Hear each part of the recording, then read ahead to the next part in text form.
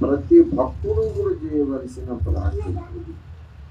అలాగే దావీదు భక్తుడు కూడా అదే ప్రార్థన చేశారు. నా దినముల మధ్యలో నన్ను కొంచెం కోపము తండ్రి, నా దినాలన్నీ నన్ను బ్రతకని, నీవు నాకు నిర్ణయించిన కాలము భూమి మీద నేను బ్రతకాలి. తొందరపడి వెళ్ళిపోవద్దు.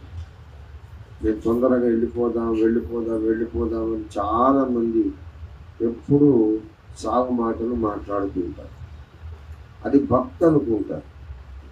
అది భక్తి కాదు, అది అజ్ఞానం, అమాయకత్వము, అజ్ఞానము, బుద్ధిహీనత.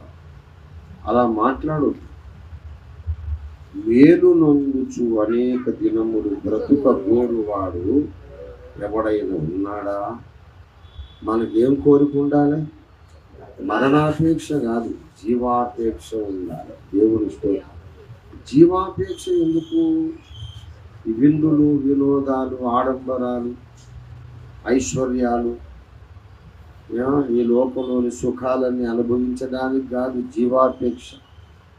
భక్తునికి జీవాపేక్ష ఎందుకంటే వాస్తవానికి అది జీవాపేక్ష కాదు, అది సేవాపేక్ష. భక్తునికి జీవాపేక్ష, వాస్తవానికి సేవాపేక్ష. నేను ఇంకా బ్రతుకుతాను, నాకు ఆయుష్ నిమ్మని వరం అడిగాడు. ఏం చేద్దామని?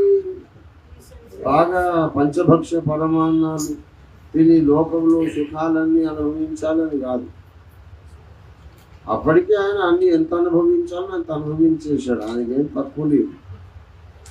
కానీ దినముల మధ్యలో నన్ను తీసుకొని పోవద్దని ఎందుకన్నారంటే, దేవుని సంకల్పము చొప్పున తన తరము వారికి ఆయన సేవ చేసినాడు. దేవుని సంకల్పము దావీదు కొరకు కేటాయించబడిన పరిచర్య ఆయన కంప్లీట్ చేసిన తర్వాతనే అప్పుడు సంతోషంగా వెళ్ళిపోదాం అని దావీదు యొక్క ఆశ. ఈ ఆశ మనకందరికీ ఉండాలి, ప్రతి విశ్వాసికి, భక్తులకి ఉండాలి. అంటే ఇక్కడ ఉన్నటువంటి భారం ఏమిటంటే, దేవుడు నాకు కేటాయించిన పని నేను ముగించాలి. ఎట్టి పరిస్థితుల్లో ఎంత పోరాటమైనా,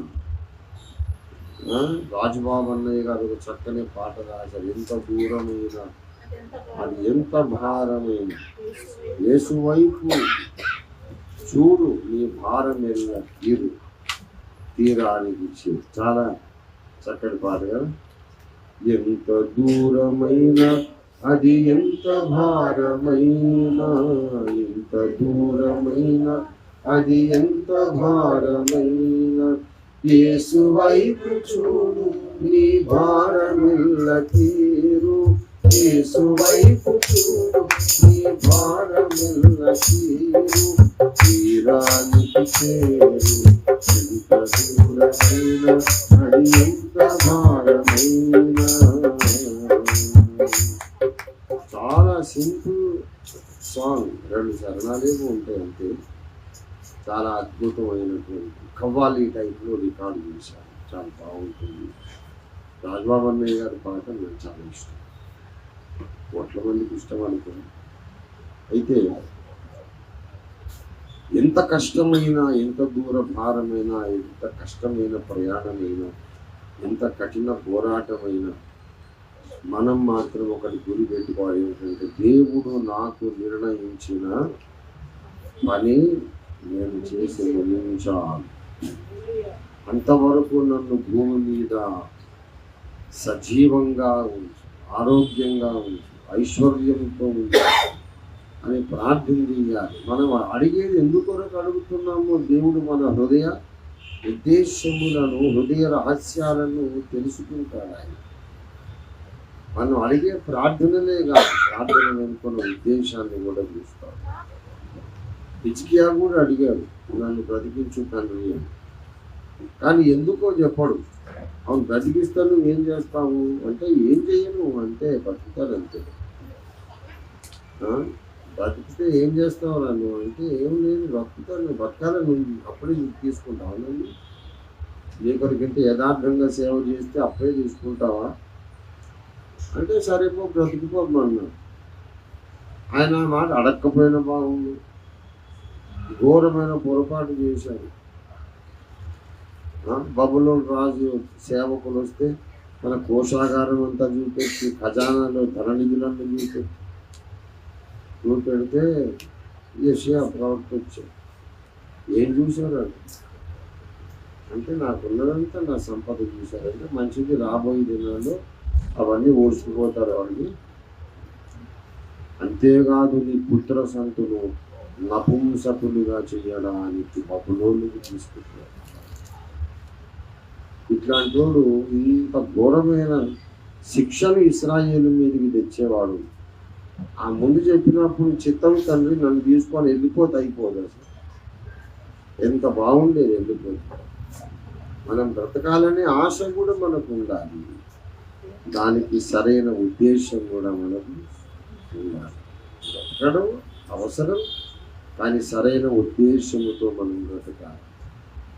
దావీదు మనకు మంచి మాది, దేవా నన్ను అప్పుడే తీసుకోకు, నన్ను బ్రతికించు, నా దినాల మధ్యలో నన్ను పొంచుకోకు అని ఎందుకు అడిగాడంటే దినముల మధ్యలోనే మనల్ని తీసుకుపోవాలని, చంపేయాలని మన శత్రువైన సాతాను ఎప్పుడు ప్రయత్నం చేస్తున్నాడు. నీ ఆయుష్కాలములకు మధ్యలోనే నిన్ను తీసేయాలి భూమి మీద నుండి అని సైతాను ప్రయత్నం చేస్తుంది. అందుకే అందరికీ ఏదో ఒక టైంలో నేను చచ్చిపోవాలి, నేను ఆత్మహత్య చేసుకోవాలి అనే ప్రేరేపణ రాని మనుషులు ఉండరు. ఏదో ఒక టైంలో ఏదో ఒక కారణం, ఏదో భర్త కారణం, భార్య కారణం, పిల్లలు కారణం, ఆర్థిక ఇబ్బందులు కారణం, కొంతమంది ఏ కారణం ఉండదు, మంచి భర్త, మంచి పిల్లలు, మంచి ఆస్తిపాస్తులు, పుట్టినని ఏంటో నాకు విరక్తి చచ్చిపోవాలనుకుంటాను చెప్పి ఊరేసుకుని చచ్చిపోతాను. సేమ్ రీజన్ ఉండదు. ఎందుకట్లా అంటే ఏమో నాకు అట్లా అనిపించింది అనిపిస్తాను. ఏంటో అనిపించడం ఏంటమ్మా, బుద్ధి లేదా, ఊరికనే సరదాగా చచ్చిపోవడం ఏంటి అంటే ఏంటో అలా అనిపించింది. సైతాను అలా చేస్తాడు. ప్రతి మనిషిని కూడా మన దినముల మధ్యలోనే తీసుకుపోవడానికి సైతాను ప్రయత్నం చేస్తాడు. ఎందుకంటే బ్రతుకుంటే మనం దేవుని చిత్తాన్ని నెరవేరుస్తామని సాతాను భయం. కాబట్టి మనము కూడా ఒక గురి కలిగి ఉండాలి.